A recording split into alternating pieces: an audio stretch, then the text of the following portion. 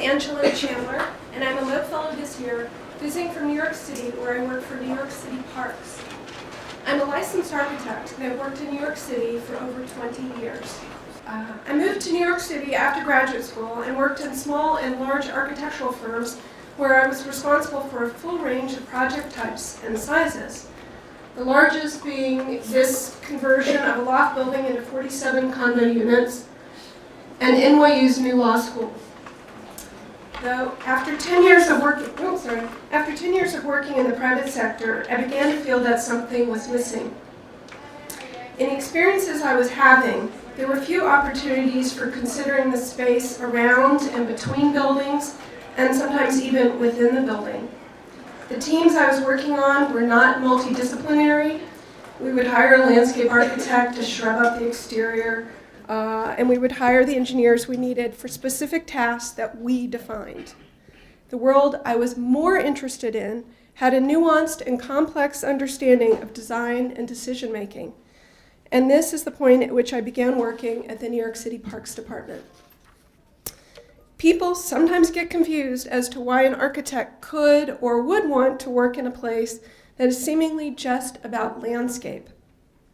But as I entitled my presentation, parks are not just landscape. Parks are all of this on the right and more, and that's what I love about what I do. It can certainly be frustrating to work in the public sector because there are so many pieces to a project and so many stakeholders, but this complexity and challenge is what ultimately makes the projects more interesting to work on and more impactful in the outcome. The great thing about working for the city is that we are not only the owner of the properties we work with, but also the designers, builders, and maintainers.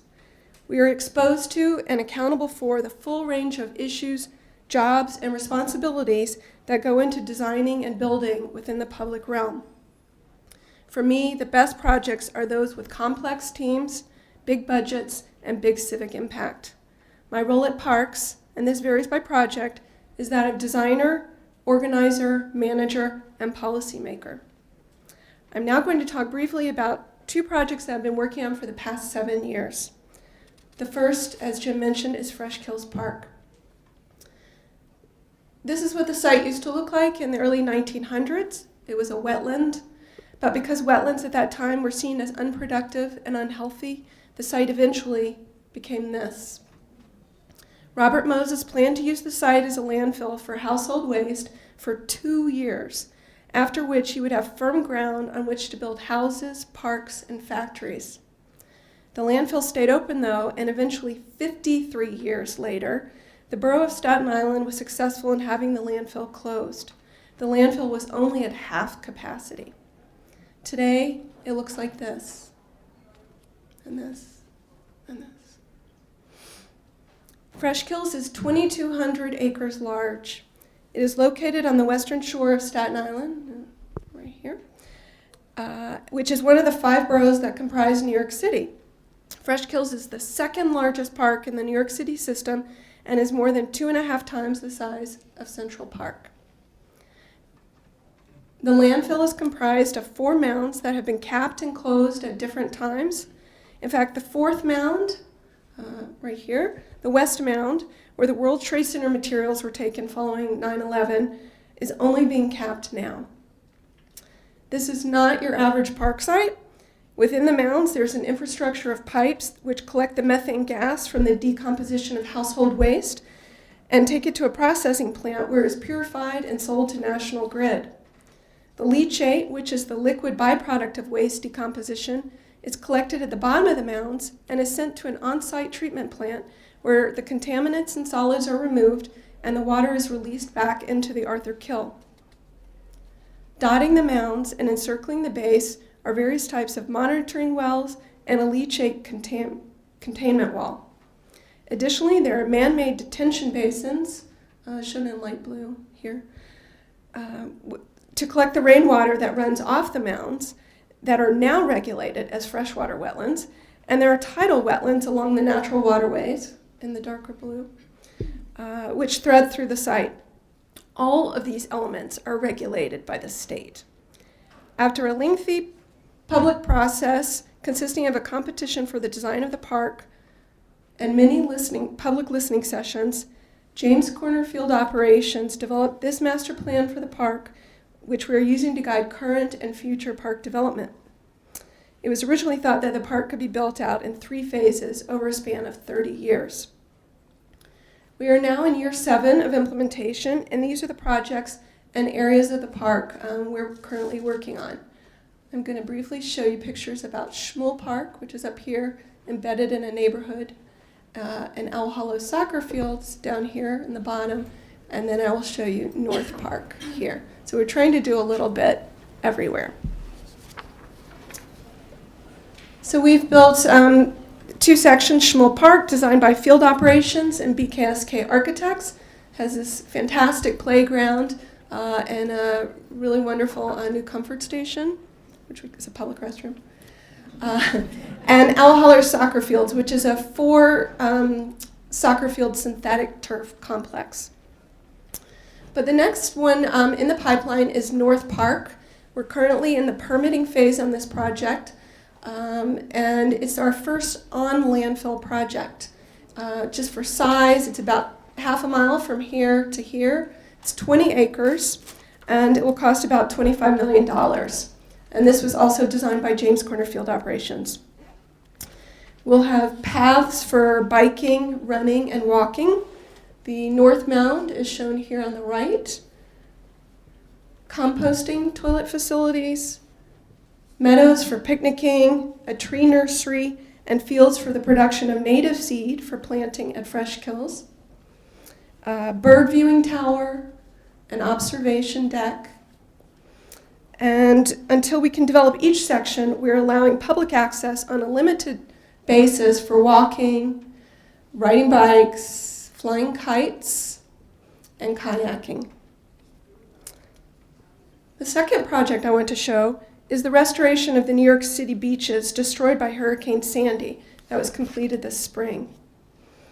It was a really big project. It cost over $300 million and consisted of the construction of 35 prefabricated modular buildings, new boardwalk, signage, landscape, the renovation of existing buildings and piers, and the installation of emergency protective measures. The project covered 3 boroughs and 25 different sites. We coordinated 8 consultant design teams and the whole project had to be designed and built within 5 months in order for the beach opening on Memorial Day. So this is what Rockaway looked like after Sandy. The boardwalk and everything next to it was destroyed. And this is what we did. We renovated existing buildings like this one, making them many more times inviting and useful than they had been before. We created access to the beach, built new boardwalk, shade structures, and stadium seating on the beach from the wood salvage from the previous boardwalk. And with the Army Corps, we replenished the beach. To replace structures that were completely damaged, we built prefabricated modular buildings to house restrooms, lifeguard facilities, and offices. They're elevated above the 500-year floodplain, which is well above what the state recommended, on precast piles, completely handicap accessible, and energy efficient. Here are the frames in the factory in Pennsylvania. Here's a modular unit just off the production line. Here are the precast piles awaiting installation of the modular. And the logistics for delivering these modulars from Pennsylvania to the site were fairly complicated. They were trucked to Newark, New Jersey from the Pennsylvania factory, one at a time, and typically on the weekends, loaded onto barges, and shipped to their respective boroughs. They were then unloaded onto flatbeds at dusk, and then driven to and craned into place in the middle of the night. Here's a grouping of 4 on a beach site in Staten Island. These are bathrooms, and these are lifeguards. One, because they had to be so narrow for the size of the trailers, men's facilities are in one and women's are in the other. So this is, here they are in Coney Island. This is a rendering of the interior with natural air and light, views to the beach, and colorful tile. And finally, the citywide beach signage program that we rolled out concurrently. These two projects, Frischkills Park and the beaches, embody the challenges that confront parks today. The contemporary urban park must provide space for recreation, nature, education, culture, social engagement, energy production, agriculture, infrastructure, and commerce. And there are many design issues one must consider, such as site history, materials, sustainability, governance, regulatory permitting, funding sources, climate change, accessibility, and habitat reconstruction. Parks make up a big part of New York City and are on the front line of urban environmental issues. New York City has 1,700 parks, 30,000 acres of parkland, 500 miles of shoreline, and over 5,000 acres of landfill and brownfield sites. During Hurricane Sandy, many of Park's properties were inundated and damaged. I'm going to spend my Loeb year learning more about the factors impacting the urban park today, so that as a designer and policymaker, I can lead government to be more innovative and thoughtful about our great responsibility. Thank you.